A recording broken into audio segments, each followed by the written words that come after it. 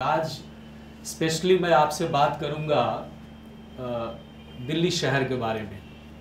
आप सभी दिल्ली से बहुत नज़दीक हैं, आप में से कई लोग दिल्ली में रहते होंगे और आप ये भी जानते हैं कि दिल्ली एक शहर कैपिटल के रूप में इस साल अपना सेंटेनरी सेलिब्रेट कर रहा। I think you know this, और काफ़ी सेलिब्रेशंस हो रही हैं।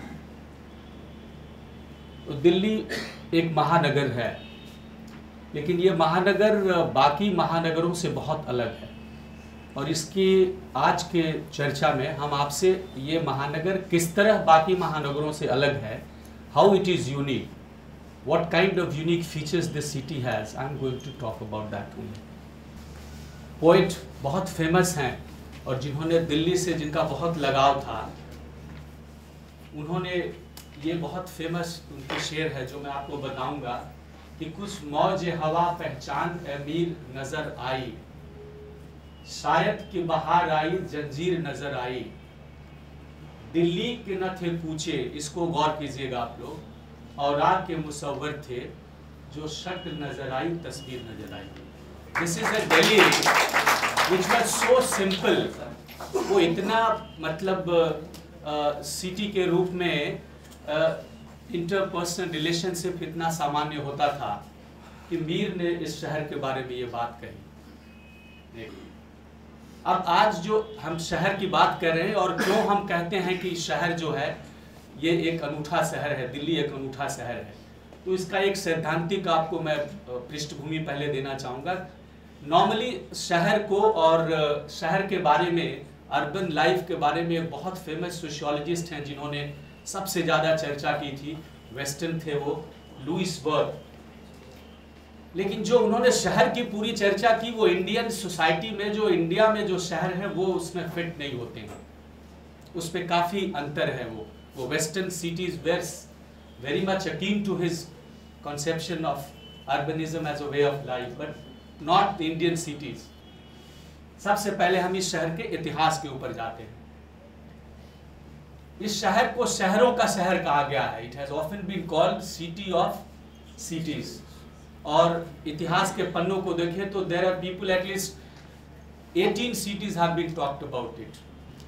जो भी यहाँ दिल्ली में जिन्होंने राज्य किया, शासन किया, they left their own imprint on the city. उनके जो उनका जो अपना एक सांस्कृतिक, जो उनके अपनी एक राजनीतिक शैली थी, उसका यहाँ पर एक बहुत बड़ा प्रभाव छोड़ के गए। वो जिस रूलर ने भी यहाँ पर रूल किया, जो सबसे ज़्यादा प्रीडोमिनेंटली आज जिसको हम देख सकते हैं दिल्ली में, एक शाहजहांबाद, जिसको हम लाल किले का जो पूरा इलाका है, जो ओल्ड शाहजहांबाद जिसको कहा जाता था, इसलिए शाहजहांबाद कहा जाता था कि इसको शाहजहां ने जो है वो बनाया था इस शहर को।